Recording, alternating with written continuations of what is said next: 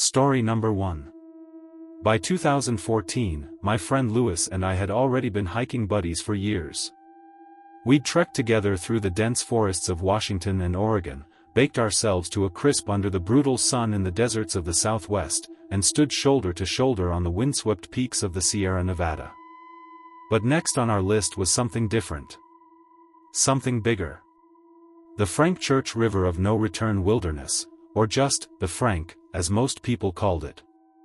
We planned to hike deep into the wilderness, camp out for several days, and see what the place had to throw at us.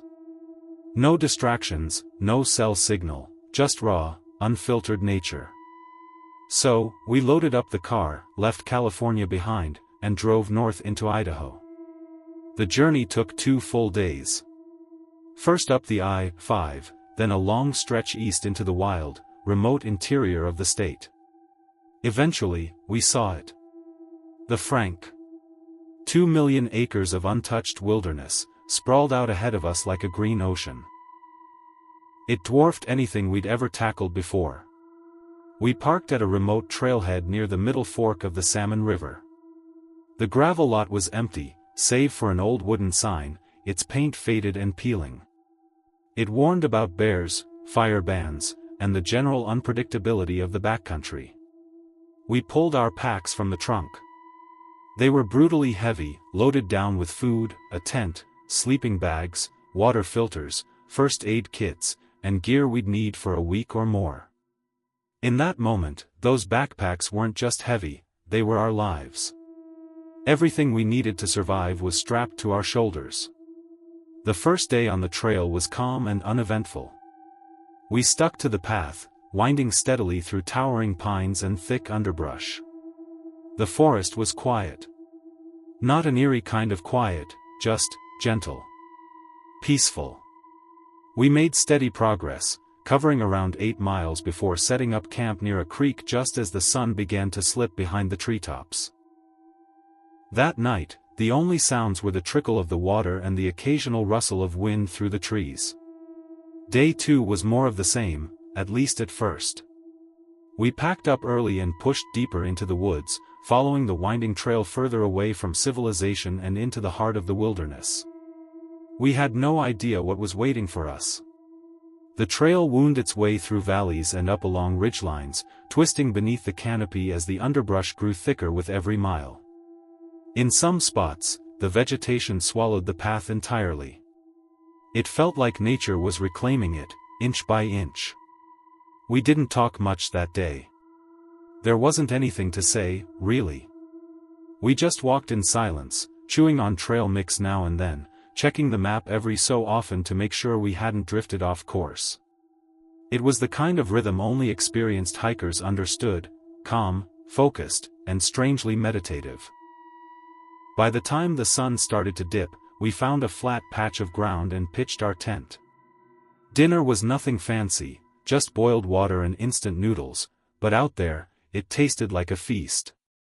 That night, we passed out the second our heads hit the sleeping bags. We were about 18 miles in, but the Frank made every mile feel twice as long. Still, we were dialed in, completely in sync with the trail and with each other. And we were hungry for more. On the 3rd day, something shifted. Not in the environment, at least not yet, but in us. We started to feel restless. That's the best word I can find for it. The trail was fine. Maintained, marked, and easy to follow. Good for tourists. But that's not what we came for. We came for something real. So when Lewis suggested we ditch the trail and cut cross-country, go off the grid and see the parts of the Frank most people never laid eyes on, I didn't hesitate. We stepped off the path, and the change was immediate. The forest transformed around us.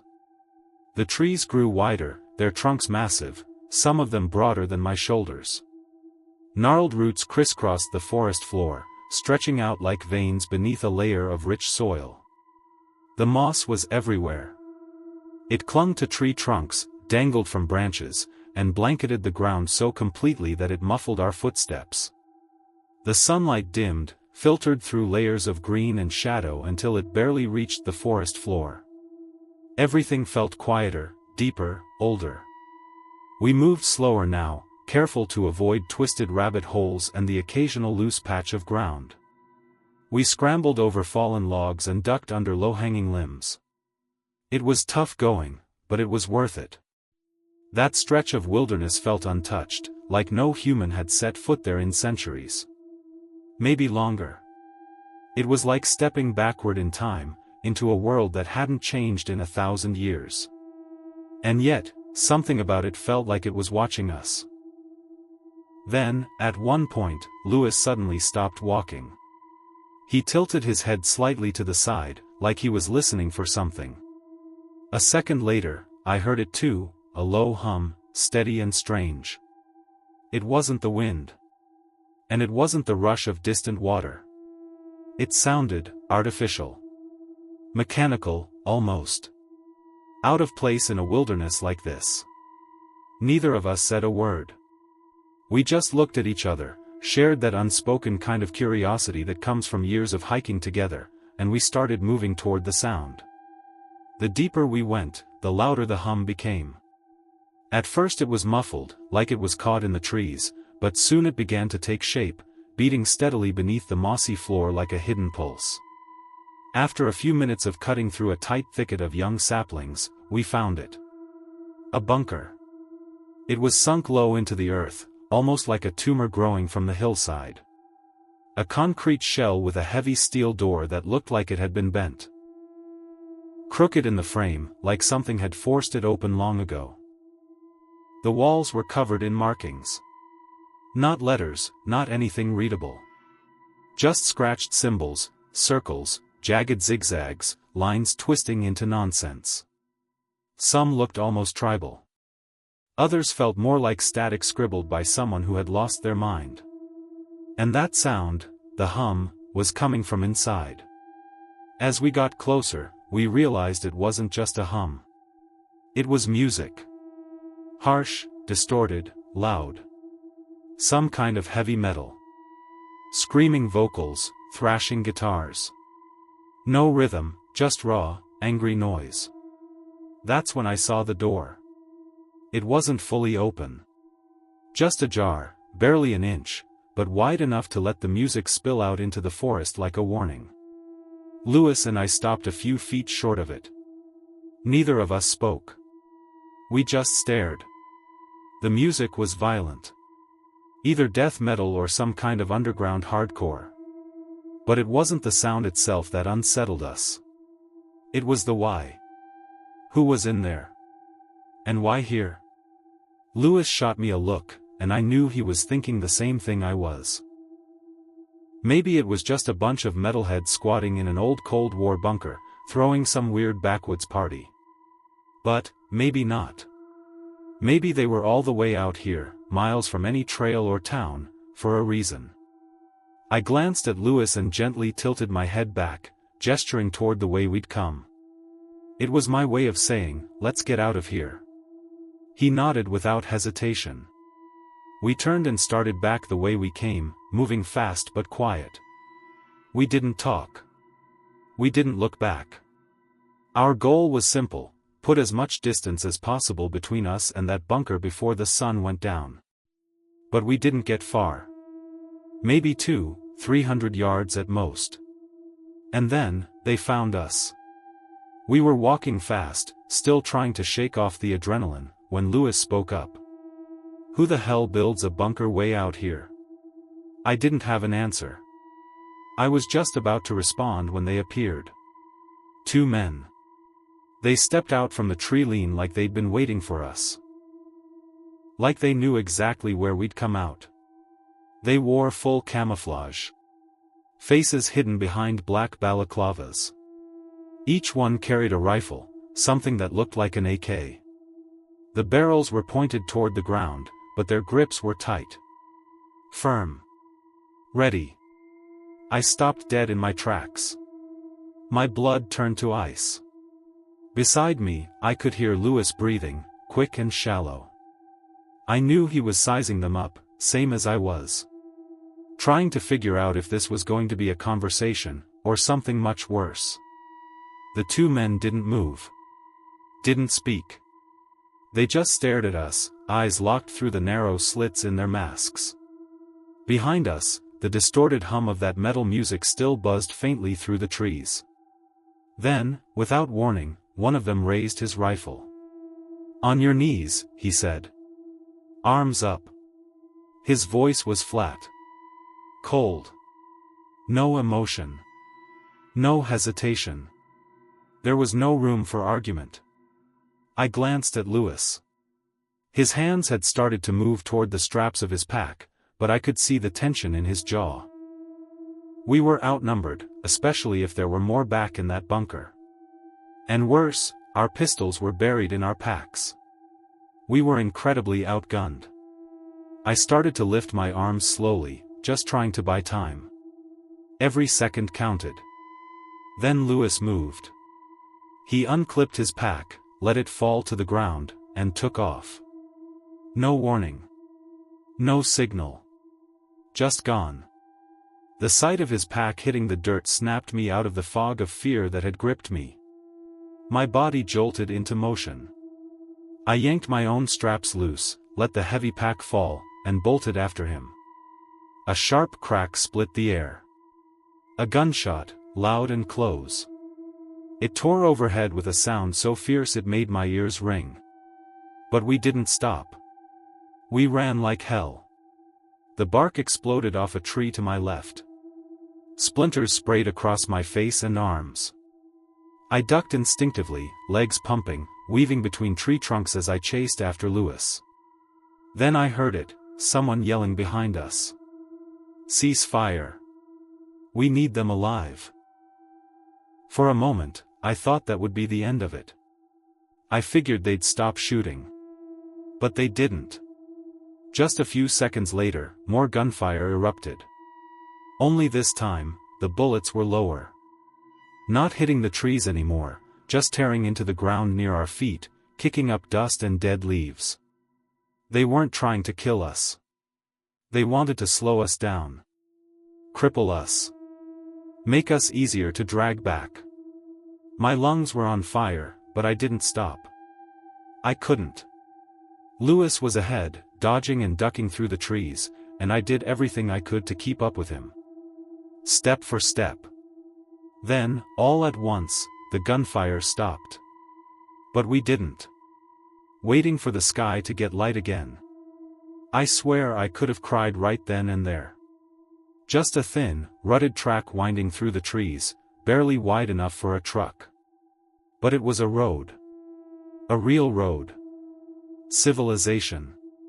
We stumbled down it, pushing ourselves forward, leaning on every last drop of energy we had left.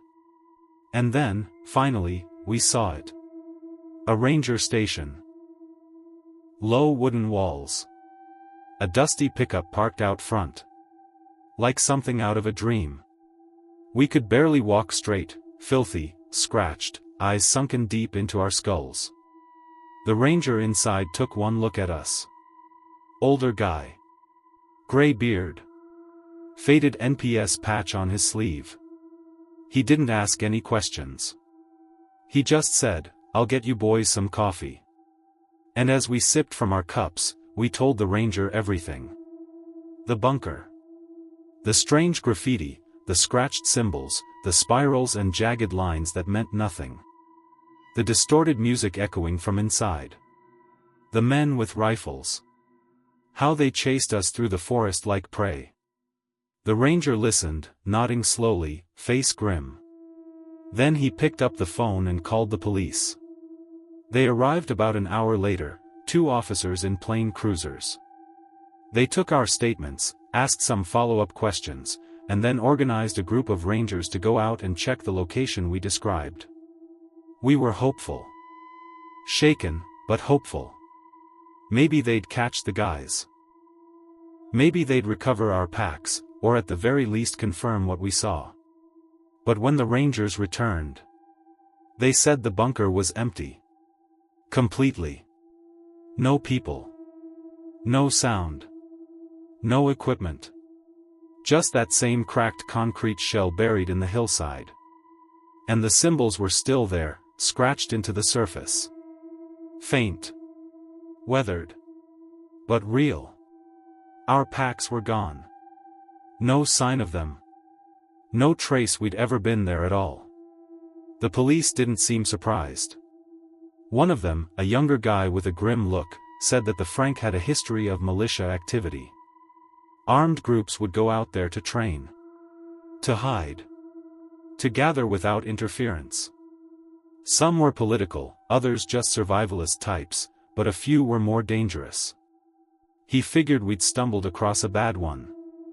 The kind that didn't like being seen. The kind that didn't leave witnesses. And we were lucky.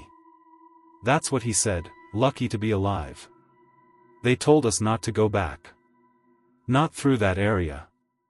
Not ever again. And that was it. No arrests. No further investigation. Just a warning. And a shrug. Driving home, Lewis sat in silence.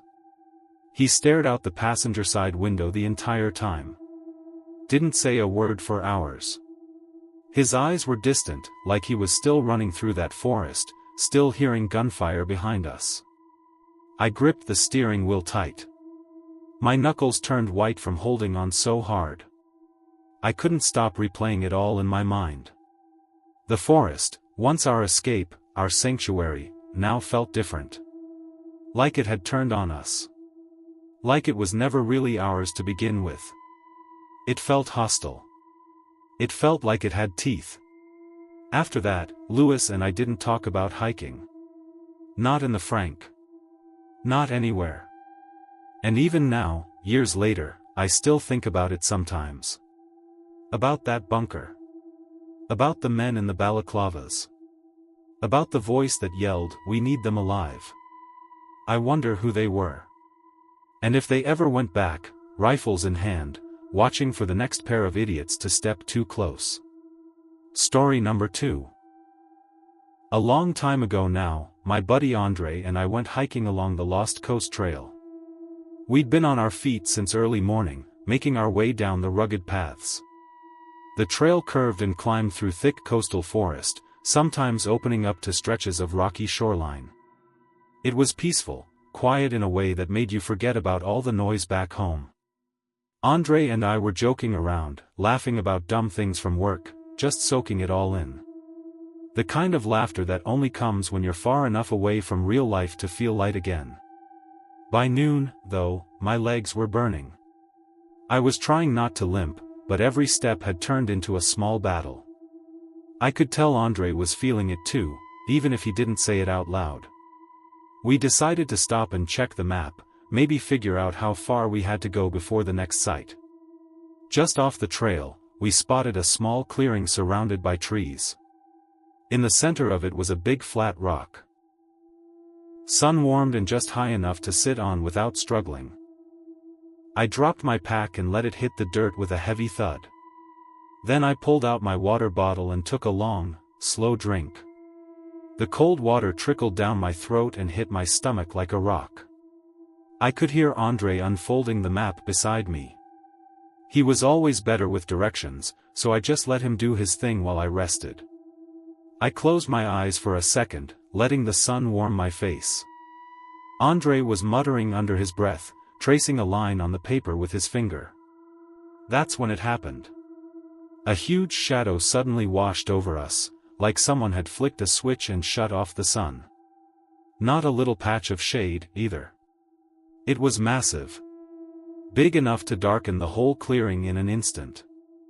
I froze mid-sip, water still in my mouth, some of it spilling down my chin as I looked up. But the sky above was clear, still that endless, perfect blue. Not a single cloud. No planes. Nothing. Andre must have seen it too, because he stopped muttering and snapped his head up. For a split second, both of us just stared as the shadow glided away and the sunlight returned. "What the hell was that?" he asked, voice tense. He sounded spooked. I didn't answer right away.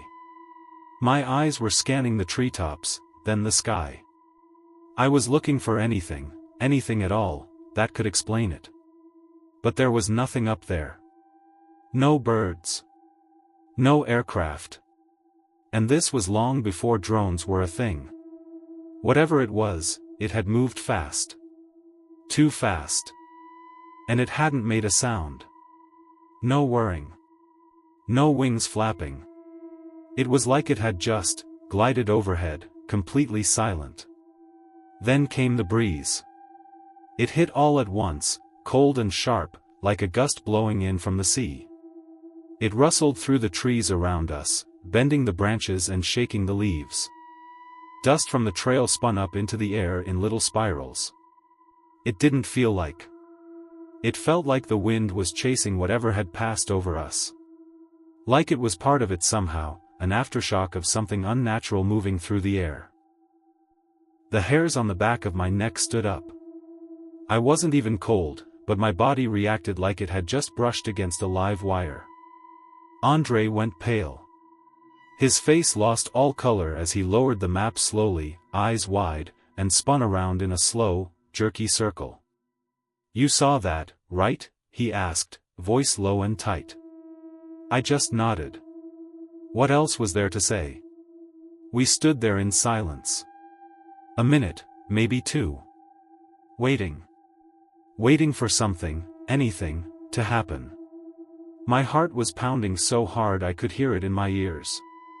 And beside me, I could hear Andre breathing fast and shallow, like he'd just run a mile uphill. The woods had gone completely quiet.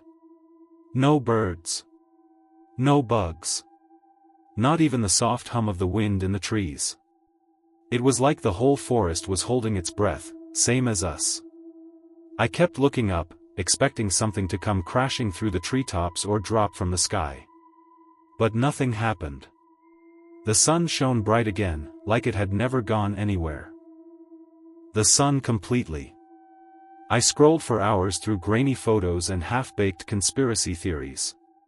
Forums full of people with stories that sounded like science fiction. Some talked about UFOs.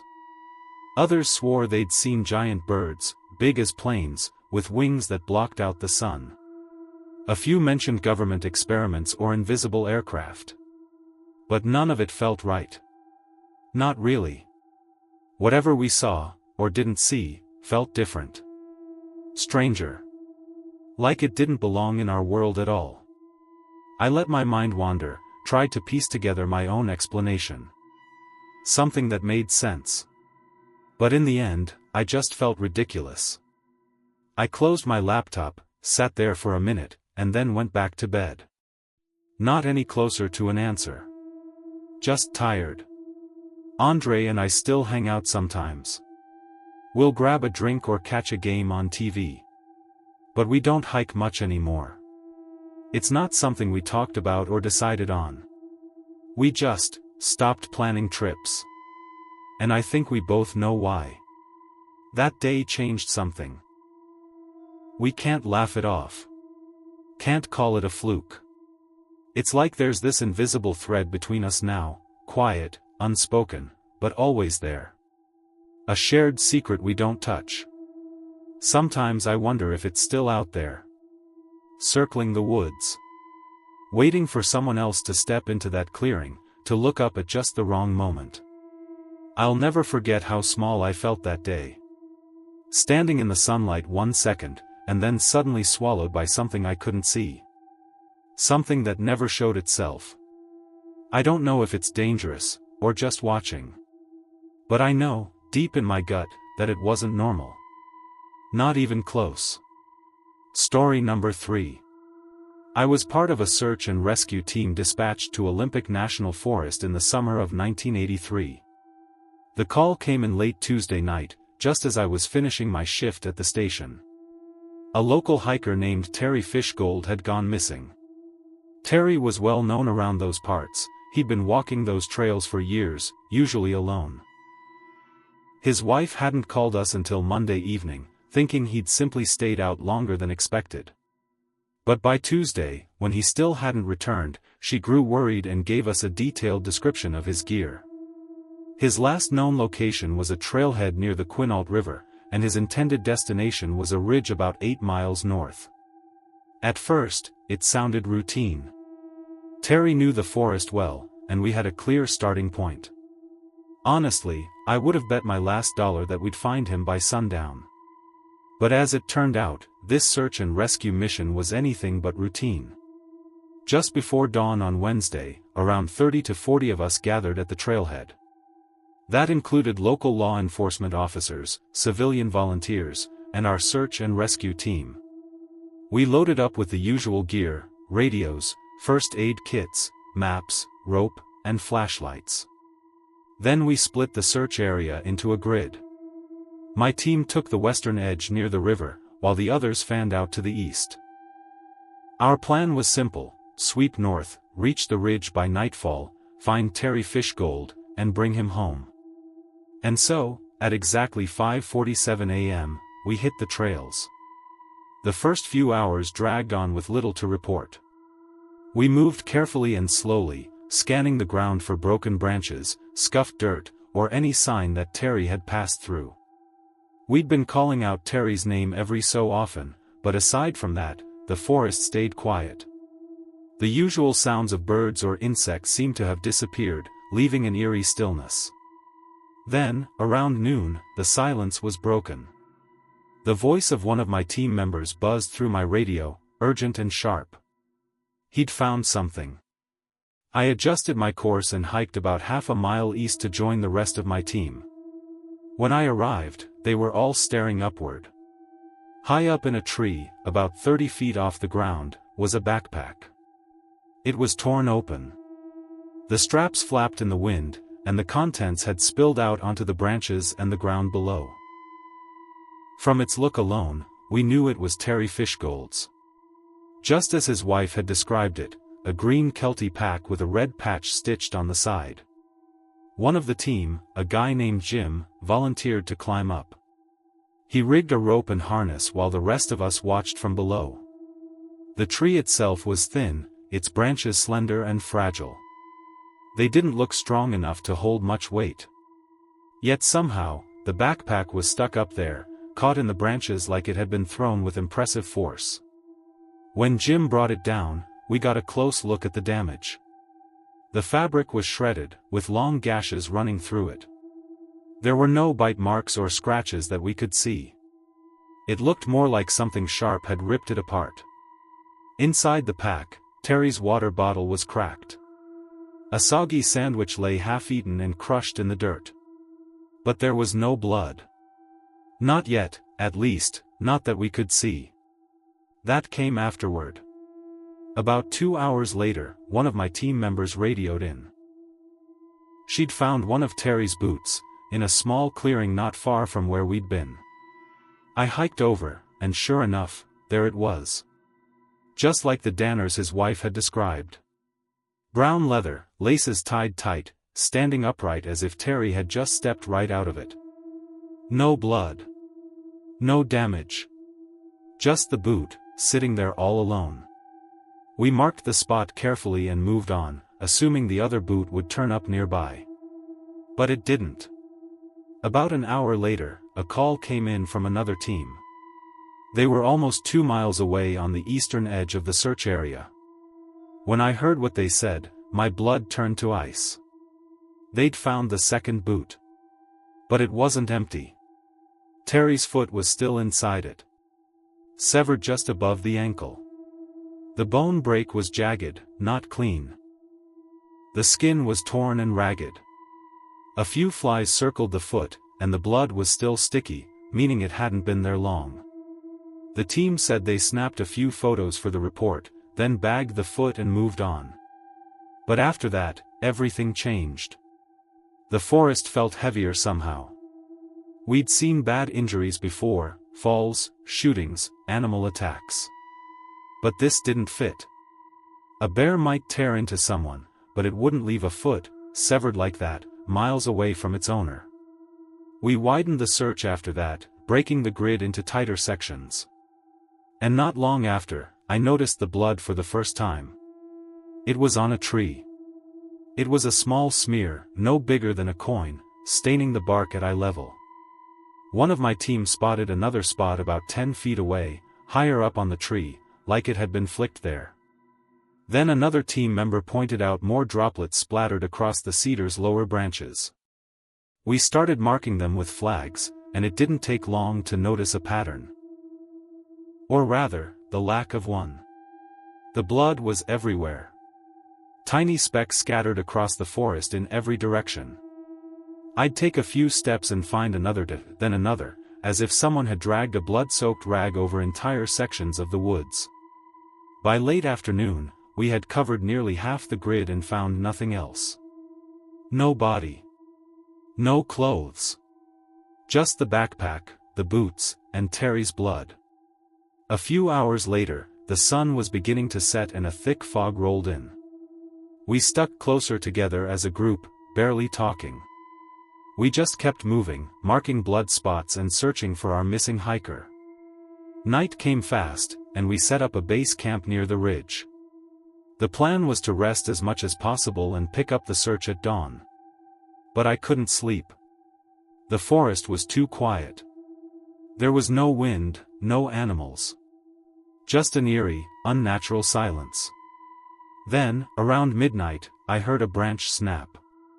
It was loud and sharp, maybe 100 yards away. I sat up, grabbed my flashlight, and swept the beam across the trees. But I didn't see anything move. I stayed still, and the silence returned. But it was that same unnatural quiet, the kind of quiet you never hear in the woods at night unless something is making everything else stay silent. Eventually, a teammate took over the watch, and I managed to get a few hours of sleep. But morning didn't bring relief. We packed up and pushed north, following the blood trail. It kept going, smeared on trunks, dotted on branches. Some spots were so high, I had to tilt my head all the way back just to see them. I found one mark on a pine tree about 10 feet up, with no limbs below it to climb. The blood looked fresh, like it had been placed there while we slept. I remember that creeping sense of dread growing as I marked it on the map. One of my team found a cluster of droplets on a rock, arranged in a rough half-circle. Another spotted more blood on a fallen log. A thin line streaking across the moss. By then, we stopped trying to make sense of it. We just kept moving forward, hoping to find Terry, or by that point, whatever was left of him. By noon on the second day, we'd reached the outer edge of the search area. But with all the pieces we'd found, the chances of finding fish gold alive were shrinking by the minute. We did our best, covering every inch of ground we planned to, but it was no use. On the afternoon of the third day, we called off the search. Terry was obviously dead. No one could lose that much blood and still be walking around. We radioed in the update, packed up, and left the rest to the local law enforcement. As we hit the trailhead, I looked back. The trees were standing still, unmoving. The fog was beginning to roll in again. And officially, Terry wasn't anywhere in the grid. But my gut told me that wasn't the whole truth. The official report listed it as an animal attack. A bear, they said, made sense for the torn pack and the severed foot. But I knew that wasn't right. No bear could toss a pack 30 feet into a tree, landing it on branches too weak to hold its weight. No bear could spread blood over miles of forest like the blood wasn't just random drops. It looked like painting, deliberate marks, on bark and rocks. I'd seen bear kills before, the torn flesh, the scattered bones, the mess of guts left behind. But this was different. The official report got filed. Terry Fishgold was declared deceased, and his body was never recovered. It was one of 3 failed missions we had in the 1980s. Most of us moved on after that, taking desk jobs or leaving the field entirely. But I couldn't let it go. That pack in the tree stayed with me. Every so often, my mind would drift off and I'd see that shredded pack, hanging just out of reach, caught high in the branches. And I'd think about that foot in the boot, raggedly severed, torn off, dropped like a grim message for us to find. I'd remember all that blood, the snapping branch that sounded so close and sharp. I was almost certain something was out there watching us. After that mission, the team didn't talk about it much. Paul, one of my teammates, was the last to stay in touch. Years later, I asked him what he really thought happened. He told me simply, "We didn't find Terry because he wasn't there to be found." I knew what he meant. But I didn't agree. Whatever took Terry wasn't a bear. It tore him apart, piece by piece, and left its marks all over the forest. I think Terry was still there, too, or at least part of him was. I know this because of how fresh the blood was on that second day. Lisa, another teammate, quit search and rescue a year later. I tried to explain about the crater and the white trees, but the words came out jumbled, barely making sense. I don't know if they gave me anything, but soon after, I blacked out again. When I opened my eyes the next time, I was in a hospital bed.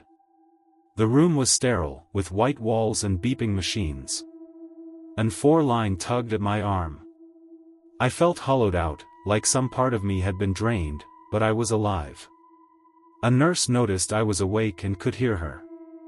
She called a doctor into the room, a tired-looking man with thin glasses. I felt some relief when he told me the news was good. Their best guess was that I'd been hit with some kind of viral infection, something nasty, probably from an insect bite.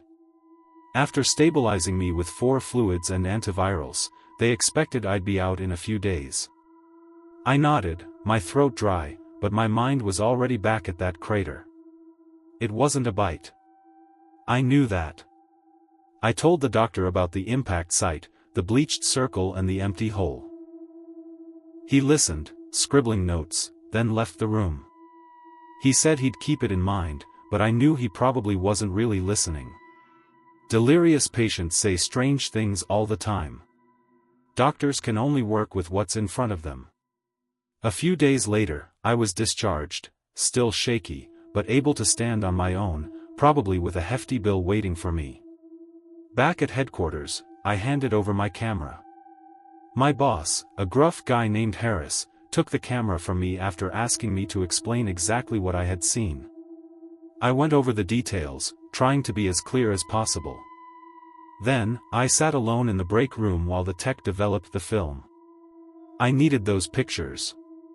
They were proof that I wasn't crazy, that something real had happened out there in the forest. Back then, some National Park Service facilities still had photo darkrooms where rangers and photographers could develop their film. About 90 minutes later, the tech finally came back, his face unreadable. He laid the prints out on the table, and my heart sank. Every single shot of the impact site, the crater, the trees, the bleached bark and soil, was a white, fuzzy blur. It wasn't overexposed or underexposed, just a static mess of nothingness. The other photos, from earlier in the trip, were perfectly fine. But the images of the crater and the strange clearing? They were gone. I stared at those prints, my hands clenched tightly on the table. The tech just shrugged, muttering something about a bad roll of film. Harris didn't say much either. He just told me I'd had a rough time and that I should take it easy. No one outright accused me of lying, but I felt it, the sideways glances, the way conversation stopped the moment I walked into a room. They didn't think I was fabricating the story, but they clearly thought I had imagined the whole thing, maybe a fever-induced hallucination. I tried to explain how the timing didn't add up. I'd been fine until I left that impact site. But no matter what I said, all I got were insincere nods and pitying looks. Without any proof, my words just didn't carry weight. In the end, Harris told me to drop it, saying I was bothering the rest of the team. So, I tried to move on. Routine dulled the edges of that memory, and keeping busy, mapping trails, counting trees, filing reports, made it easier to pretend I had moved past it. But I hadn't. I really couldn't. Every time I went back out, I scanned those woods, half expecting to catch a glimpse of that ashy glow between the tree trunks. I wanted more than anything to find that strange white impact site again, to mark it on my map. At the same time, I was terrified to expose myself, or anyone else, to whatever had made me sick in that clearing. That's what made it easier to keep my mouth shut. But I never forgot about it. Over the years, I started warning the new guys to stay clear of anything strange or unfamiliar out in the forest. They'd just grin, thinking I was spinning a tall tale or playing a prank. But I meant every word. The forest wasn't just trees and dirt. Sometimes, it hides things that'll make you sick, things that don't belong. Time went on, and after I retired in 2004, I moved south to a small house near Whitehorse. The nightmares eventually faded, but that memory never left me. I'm old now, pushing 70. My hands shake worse than they did back then, and my knees creak when I stand up.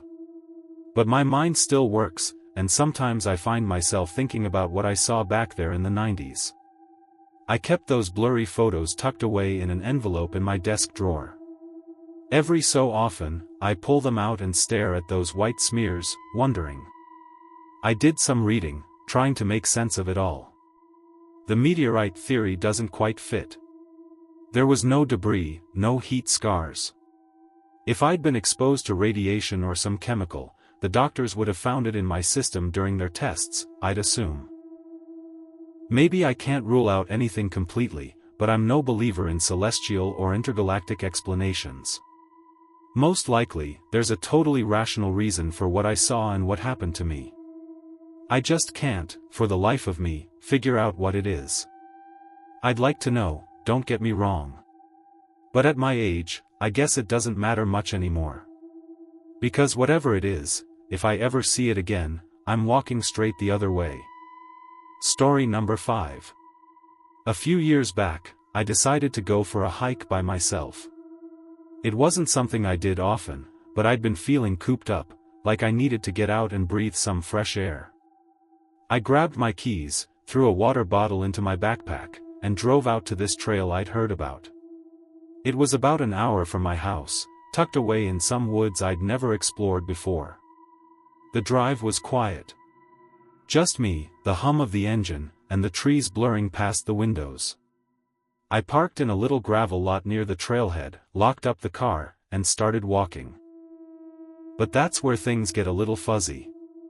The next clear memory I have. I'm driving back home. Hands on the wheel. The sun dipping low on the horizon, like hours had just slipped by. But everything in between, completely gone. There was a black spot in my head.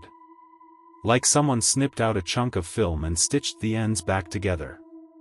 That night, I sat on my couch with a beer I barely touched, trying to piece everything back together. I could still picture myself pulling into that lot.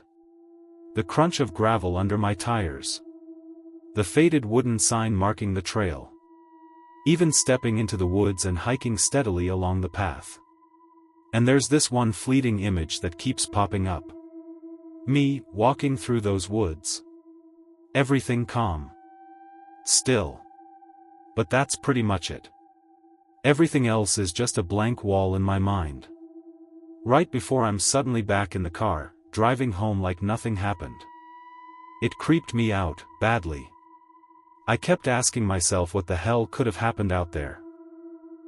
But no matter how hard I tried, I couldn't think of anything. The next day, I called in sick to work. My head felt heavy, and I just couldn't focus. I kept staring at my hiking boots by the door. They were caked in mud, with little pine needles stuck in the laces. Proof that I'd been out there, I guess. But I couldn't remember stepping in that mud. Or brushing against those trees. I started wondering if maybe I'd hit my head or something. So, I went to the doctor. He poked and prodded, asked me a bunch of questions. Checked my eyes, my reflexes, all the usual stuff. And then he said I seemed fine. No signs of a concussion. Nothing weird. He told me to come back right away if it ever happened again. If I had another memory gap.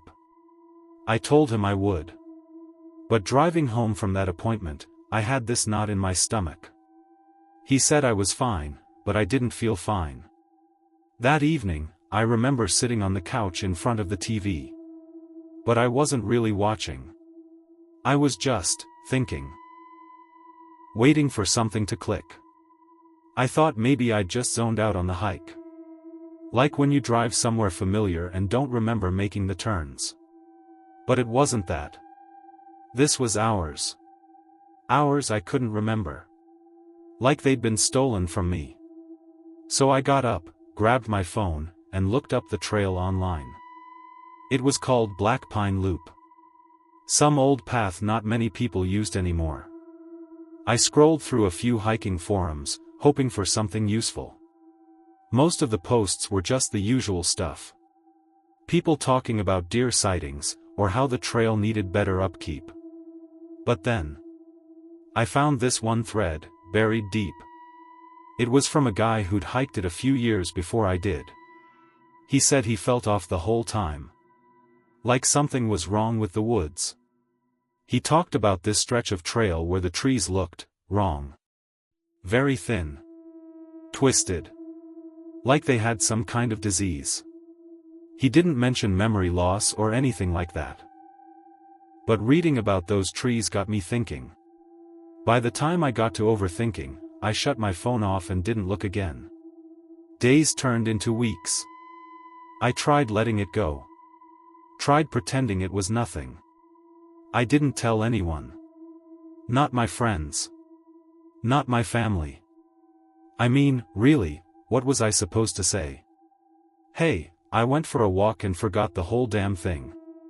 They'd think I was nuts. Sometimes I'd catch myself zoning out. Staring at nothing.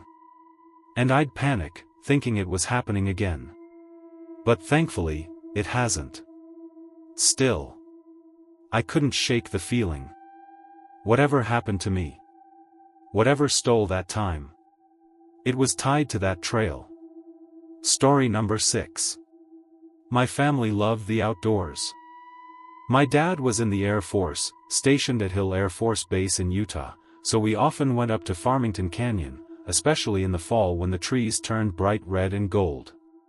The drive took about an hour, but the dirt road was terrifying. It hugged tight against rock walls on one side. And on the other side, a steep drop into nothing. Sometimes, cars had to creep past each other, just inches from the cliff. I remember looking out my window and seeing tiny trees far, far below.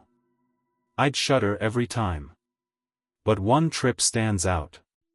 It was sometime back in the 90s. I was thrilled because we were going to camp in a tent, something we didn't do often. My dad had a bad back, so most of our trips were day visits or stays in cabins. But this time, we borrowed an old tent from a garage sale, something from the 70s. Me, my parents, my siblings, and our 2 dogs all piled into the car. We reached the campsite by a creek in the late afternoon. The air smelled like pine and smoke, and the light filtering through the trees had that golden fall glow. We set up the tent, laughing as the dogs chased each other around the clearing. We built a fire, roasted hot dogs, and just enjoyed being out there. When it finally got dark, we doused the fire and crawled into our sleeping bags. I fell asleep to the sound of the creek, soft, steady, and peaceful. But sometime later, I woke up. One of our dogs was growling. Low and deep. His fur was bristling.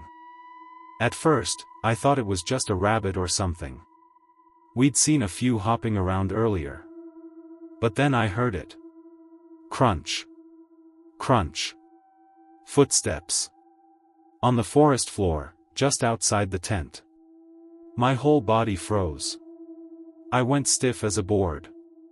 Someone was out there. Moving around our camp. I was so scared I could barely breathe. The footsteps got closer. And then, they started to circle the tent. Slowly. The dogs were growling louder now, low and steady. But I stayed still. Too scared to move. I could tell the person was poking around. Maybe checking our stuff. I even heard them tug at the car door, But it was locked. Was it a camper from another site? Someone who got lost? Or, something worse?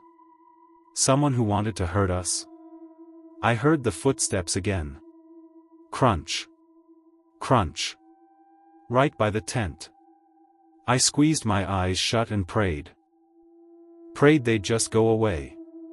One of the dogs growled, sharper this time. And then, the footsteps stopped. For a moment, there was just silence. Then the steps started again, faster now, moving away. I laid there, frozen. My heart was pounding so loud it echoed in my ears. I stayed like that until the sound disappeared into the woods. I don't know how long I stayed still, but eventually, I heard my dad's voice. A whisper.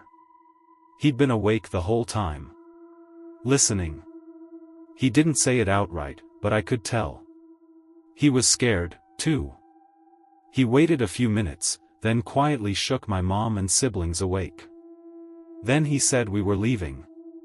We packed up fast. No one talked much. We stuffed sleeping bags into sacks and tore down the tent under the beam of flashlights. The dogs stayed close. Still growling from time to time. Still tense. It was around 1 a.m. when we piled into the car. The canyon road was darker than I'd ever seen it. As we drove, I kept looking out the window, half expecting to see someone. Standing just beyond the trees. Watching us. My dad said he'd seen cars full of college kids heading up earlier. Maybe it was one of them. But he didn't sound convinced. Not at all. We made it home safe. But I didn't sleep that night. None of us did. Was it someone lost, looking for help? A thief checking campsites? Or someone who lived in the woods? Watching us from the dark? I'll never know. But even now, all these years later, whenever I hear the crunch of footsteps on the forest floor, my heart skips a beat.